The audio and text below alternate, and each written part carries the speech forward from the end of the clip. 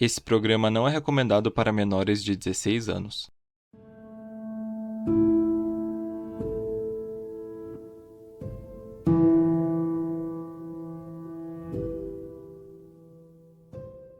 Boa noite, detetives. Eu sou Rodolfo e essa semana estamos aqui reunidos para entrar em mais um caso. Um crime que chocou uma comunidade tranquila quando 2 bandidos invadiram a casa da família Petit e cometeram uma série de atos hediondos, nesse que ficaria conhecido como a invasão domiciliar mais brutal dos Estados Unidos. Além disso, a polícia, que não estava acostumada com crimes no local, cometeu uma série de erros que prejudicaram ainda mais a situação.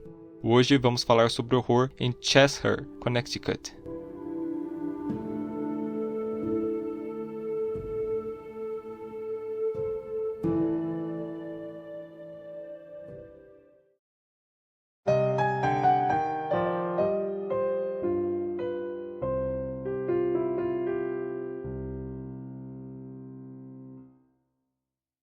O caso se passou em Cheshire, uma pequena cidade que, segundo o censo de 2010, possui pouco mais de 29 mil habitantes. Ela é considerada uma cidade dormitório, um termo que designa um município que é majoritariamente residencial, não possui atividade industrial, sem grandes escolas, universidades ou escritórios. E por isso, seus habitantes trabalham e estudam em outras cidades, apenas voltando para casa para dormir.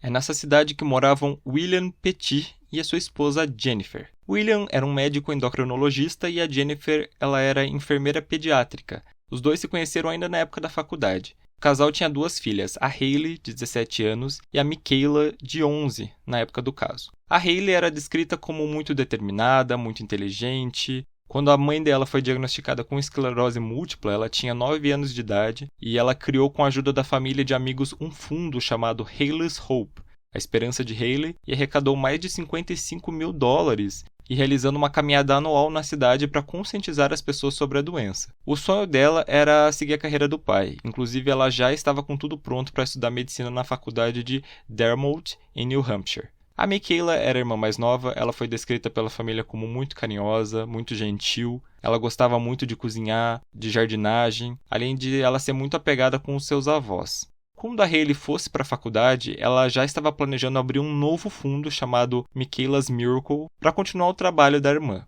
Enquanto a família vivia normalmente, eles nem podiam imaginar que estavam sendo observados por 2 homens, que estavam esperando todos irem dormir para entrar dentro da casa.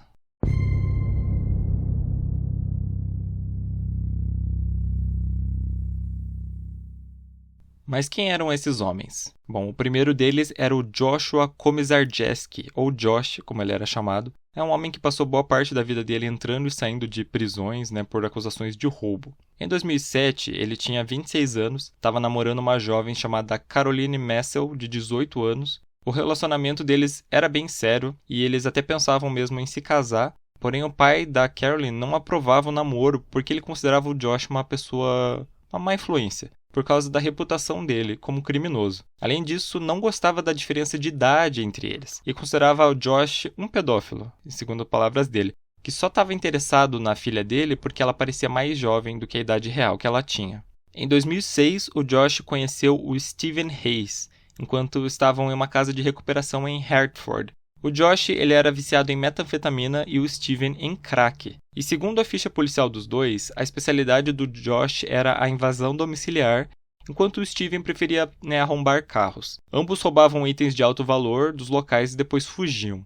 Na época, o Steven morava com a sua mãe e 2 irmãs, cuja relação era péssima. Ele era descrito pelos irmãos como manipulador, violento, astuto e calculista. Em 1992, o Hayes teve uma filha, de um relacionamento rápido, e essa filha vivia com a mãe, porém via o pai semanalmente. Em entrevistas depois do caso, a filha do Steven disse que ele sempre foi muito carinhoso com ela, e nem passava pela cabeça dela que ele poderia exibir um comportamento violento, um lado agressivo. Um dia antes do Josh e o Steven invadirem a residência da família Petit, o Josh convenceu, o colega, de que a invasão domiciliar era uma forma bem fácil e rápida deles ganharem dinheiro. Eles foram até uma residência, o Steven viu o Josh invadir a casa, sair com objetos e nenhum dos dois foi pego, então ele concordou, acreditando que ninguém seria machucado se eles fizessem de novo. Porém, o Josh tinha outros planos em mente.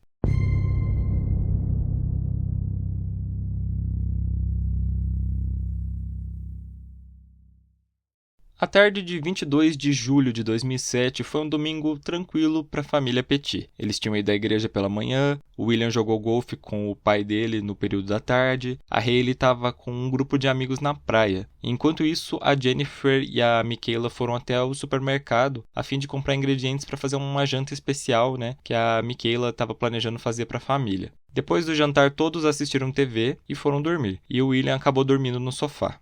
Por volta das 3 da manhã, já do dia 23 de julho, o Josh e o Steven invadiram a residência com uma pistola e um taco de beisebol. Logo quando eles entraram, eles encontraram o William dormindo. Então o Josh foi lá e acertou várias vezes a cabeça dele com um taco, amarrou ele no sofá e disse para ele não gritar nem tentar chamar atenção, pois eles só queriam o dinheiro. O Josh perguntou onde estava o cofre da casa, mas o William disse que a família não tinha um. Os dois bandidos subiram as escadas, acordaram as mulheres e amarraram cada uma em seu quarto, colocando uma fronha de travesseiro sobre a cabeça delas. Novamente, elas foram alertadas a não fazerem nenhum barulho, garantindo que ninguém sairia machucado e que eles só queriam o dinheiro. Depois de amarrarem as mulheres, os dois desceram e levaram William para o porão e amarraram ele em um pilar que tinha lá. Por causa da perda do sangue, o William ele já estava parcialmente inconsciente. Enquanto isso, o Josh e o Steven vasculharam a casa atrás do dinheiro, porém, assim como o William tinha dito, não havia cofre na casa. Ao invés disso, eles encontraram alguns extratos bancários que mostravam que a família tinha dinheiro guardado em um banco. Então o plano do Josh mudou. Eles levariam a Jennifer ao banco assim que ele abrisse e obrigariam ela a sacar cerca de $15 mil. Antes do banco abrir, o Steven foi até um posto de gasolina com 2 galões que ele tinha encontrado na casa da família. A ideia dele era levar a família para o carro, depois que tudo terminasse, e tentasse queimar a casa a fim de tirar qualquer vestígio da presença dos dois. Quando o banco abriu, o Steven levou a Jennifer até lá, ela foi até o caixa e passou uma nota para a atendente pedindo dinheiro. A atendente percebeu que se tratava de um sequestro, porém a Jennifer disse que os bandidos só estavam sendo gentis e só queriam dinheiro. Depois de dar o dinheiro, a mulher do caixa passou a nota para o gerente do banco, que ligou imediatamente para a polícia. A polícia foi enviada ao endereço, usando veículos não identificados. Ao invés deles invadirem o local para libertar os reféns, eles preferiram se esconder e observar a casa de uma certa distância. Enquanto o Steven estava com a Jennifer no banco, o Josh ele estuprou a Michaela e tirou fotos explícitas dela com o celular dele. Quando os dois voltaram, o Josh disse para o Steven estuprar a Jennifer, e ele seguiu essas ordens. O Josh então foi até o porão para assegurar que o William ainda estava amarrado, mas percebeu que ele tinha conseguido escapar. E além disso, os dois viram carros parados próximos da casa e concluíram que a polícia já estava no local.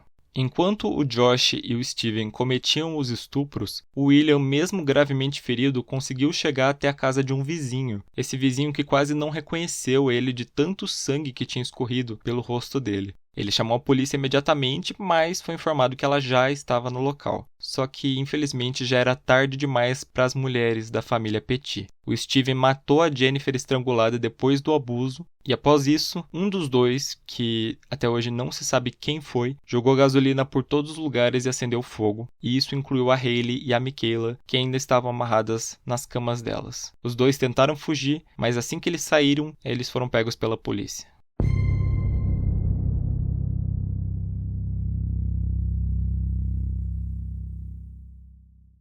Quando os bombeiros chegaram, já era tarde. O fogo já havia tomado conta da casa. No total, 3 pessoas morreram. A Jennifer, que foi estrangulada, e a Hayley e a Michaela, que morreram por inalação de fumaça no andar de cima.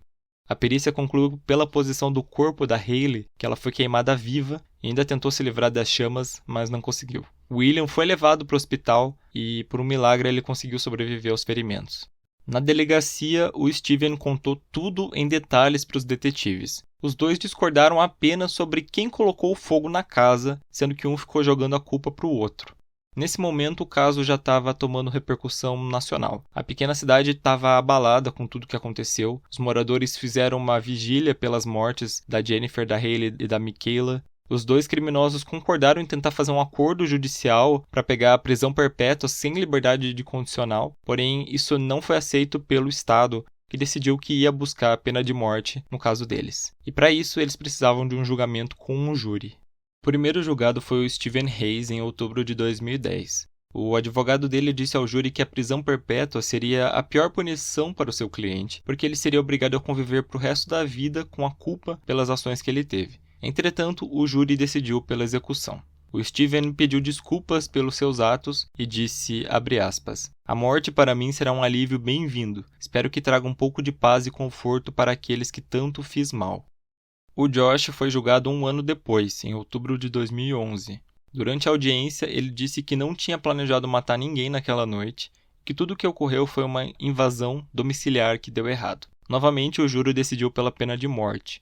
A defesa do Josh entrou com um recurso alegando que o julgamento não poderia ter acontecido na cidade, já que os membros do júri seriam moradores, e estariam influenciados pelo ambiente e também pela mídia. Além disso, eles alegaram que o Josh foi sempre mostrado como o mentor do crime, quando na verdade os piores atos foram cometidos pelo Steven.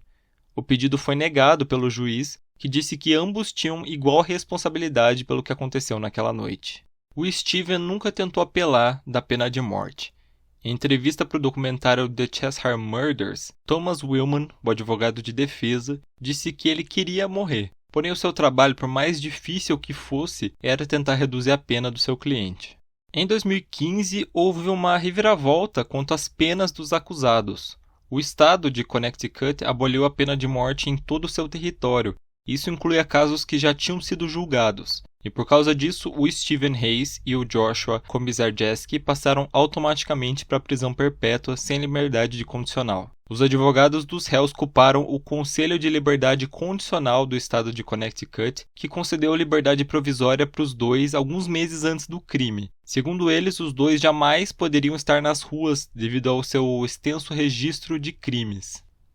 A polícia foi duramente criticada por não ter entrado na casa antes.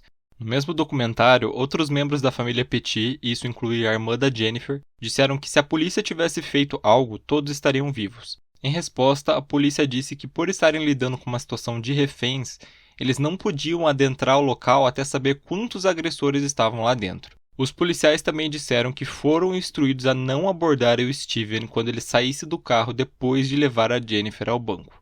E falando do banco, ele também foi acusado de negligência por ter deixado a Jennifer sair do local, mesmo depois de saberem que se tratava de um sequestro. A última atualização do caso foi em 2021, quando a Suprema Corte do estado de Connecticut rejeitou uma apelação do Josh. Então, hoje o Josh e o Steven seguem presos, sem liberdade condicional.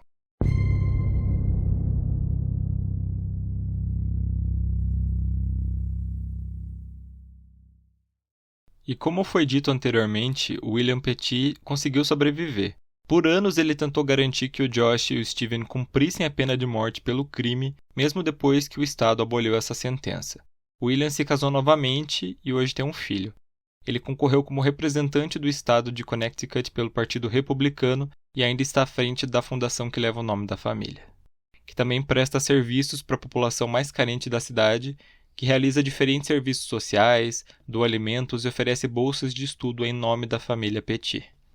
O que aconteceu com a família Petit mudou para sempre a cidade de Cheshire, antes um local considerado muito pacífico. Os fundos da Hayley e da Michaela continuam existindo até hoje, e todos os anos é realizada uma vigília comandada pelo movimento Luzes da Esperança de Cheshire, para lembrar da alma da Jennifer, da Hayley e da Michaela Petit.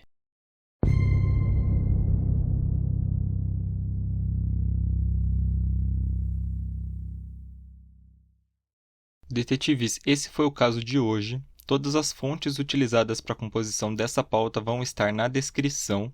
Se você gostou do nosso trabalho, você pode ajudar o podcast a crescer seguindo a gente nas redes sociais através do Twitter e do Instagram, @podcastcdd. Você também pode entrar no nosso site, o www.podcastcdd.com.br, para ter acesso à versão escrita dessa pauta e também ver algumas imagens referentes ao caso. Se você puder, você também pode ajudar a gente financeiramente através da plataforma apoia.se/podcastcdd a partir de R$1 por mês.